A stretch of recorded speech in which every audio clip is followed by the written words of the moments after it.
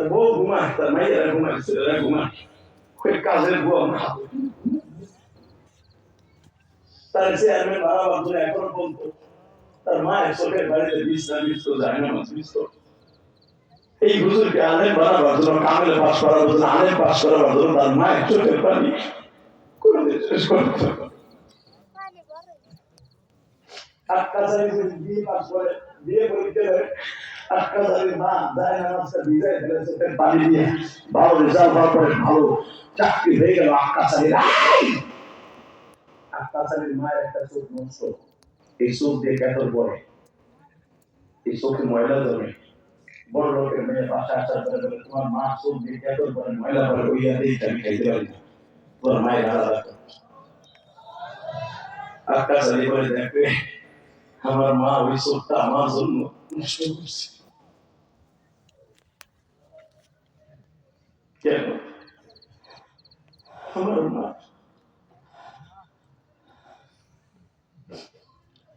আমার করে হসপিটালে যাওয়া হয়েছিল, আমার মা আমার বাঁচাইতে যায়, আমার হাতের ঘুষি খাইয়া আমার মায়ের এই চোখটা নষ্ট হয়ে গেছে।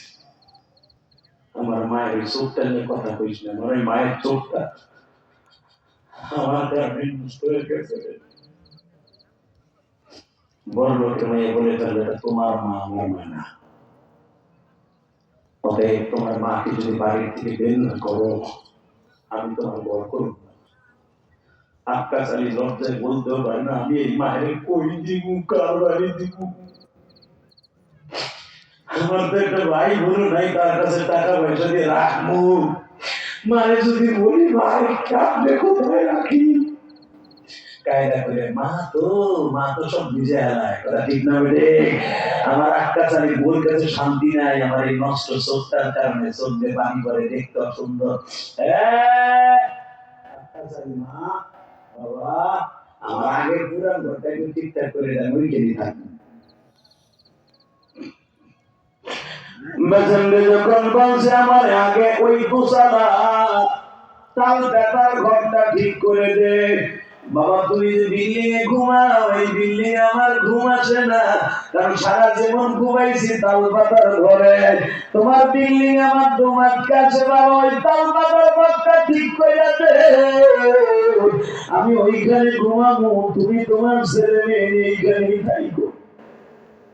মা বুঝতে দিলেন না আমার পরিবার বিদায় ছেড়ে বউর সাথে মিলে না, আমার কারণে আমার পোলারে টর্চারিং করে, তার বাবারে দিয়া প্রতিদিন অপমান করায়, দোতলা ঘরের মধ্যে চলে গেল মা।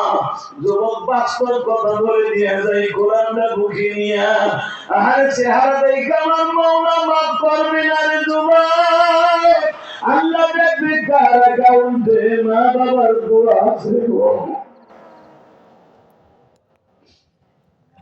তালপাতার ঘরে মা ঘুমায়, আটকাচারী বাজান বাসায় আসার আগে অন্তত মা করে একটু খুশি দিয়ে দেয়, মা ঘুমাইছে না আছে দেহে কেরাসিনের বাতি জ্বালাইয়া মা কোরআন শরীফ পড়তেছে, আর জানলার দিকটা খাই 7:24 দেহ না আসে না।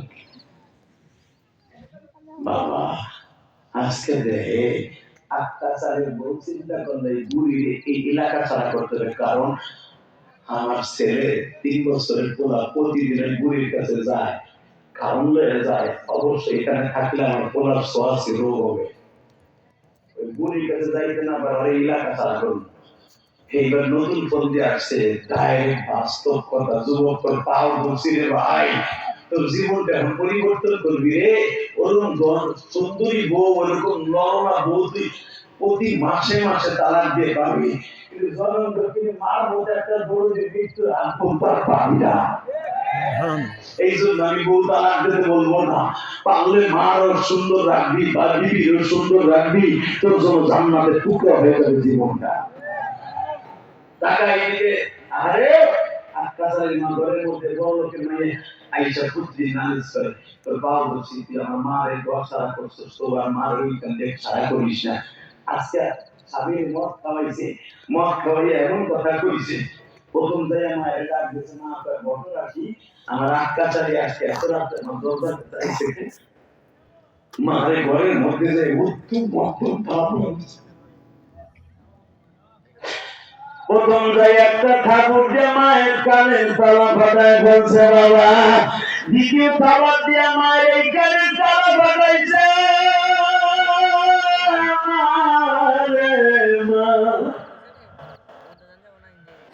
মা যন্ত্রণায় একটা শিক্ষার মারে নাই, মানুষ বলবে ছেলেরে ভিক্ষা করে বিয়ে বাস করাই না। মা লজ্জায় কারো কাছে বলো নেই। 3 মাস হয়ে গেল, মা খবর নেয় না, মা যাও না। হঠাৎ করে আক্কা চালের বউ দেয়, বুড়ি তো যায় না, ওরা আবার মারাই দেব। আজকে যখন আক্কা চাল ঘরের মধ্যে ঢুকছে, ঢুকে দেখে আমার ছোট্ট 3 বছরের পোলা পায়খানা করে পিছনে শুয়ে রয়েছে। আমার বউ ওই পায়খানার মধ্যে শুয়ে রয়েছে। বউ নাক টেনে ঘুমাইতেছে, আক্কা চালের নাকে কাপড় দিয়ে বলে, হায় হায় রে আমার বিবি এই পায়খানার মধ্যে শুয়ে রয়েছে, একটু বুঝবো বেলা পায় না। আমার মাও তো এইভাবে পায়খানার মধ্যে শুয়েছিল। 3 মাস আমার মার খবর আমি লই না। আমার মা আমি মাঝে মাঝে যাই এই টর্চারিং করি, এলাকা ছাড়ে না কেন? মা খালি বলে, বাপ একদিন বুঝবি যেদিন আমি থাকবো না, আমি এলাকা কেন ছাড়ি না। আমি তো অনেক কষ্ট করে পালছি, অন্তত যদি বাপ না দেশ করে এক নজর দেখতে তো পারি, এক নজর দেখার লেগে আমি বাংলা করে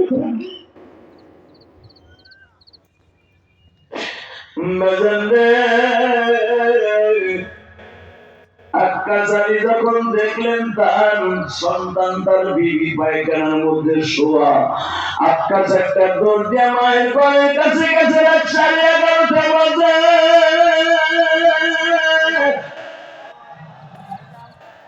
মা তোমার দরজা খুল। মা মনে করছে প্রতিদিন আইয়া মদ খাইয়া মায়ের দিন করে, আজকে মনে হয় বেশি খেয়েছে, আজকে অনেক মারবো। মা দরজায় হাত দিলে বাস লাগাইছে যেন আমার খুলতে না পারে। মা তোর পাও ধরছি, খোল মা, আমি একটু তোর কাছে মাফ চাবো।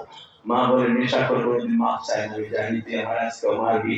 আকাশ তোর পাও ধরছি, বিশ্বাস কর। তো বললে আমি 3 মাস কথা কই, তুই আমার মারিস না। বাজানরে যখন বলে তুই আমারে মারবি, আমি দরজা খুলবো না। আক্কাচারী বলে, মা আল্লাহর জাতের কসম করে বলছি মা, মা আমি আজকে তোরে কিছু বলবো না, মা শুধু বলবো আমি একটু মাপ চাইবো। আক্কাচারীর মা বলে, আমি তোরে বিশ্বাস করি না, দরজা খুলে না, লাঠি দিয়া ভেঙে ফেলবো। লাঠি দিয়া ভাঙিয়ে যখন ঘরে ঢুকছে, আক্কাচারীর মা লাফ দিয়ে খাটে উঠিয়ে তুমি আমাদের কত টর্চারিং করছো, কারো কাছে নালিশ করি নাই। আজকে যদি রাত 12টায় আমার মারোস, আমি কিন্তু তোর কোনোদিন ক্ষমা করবো না। এই কথাটা বলতে মায়ের তাও দিকে জড়াইতে ডাকতেছে, মা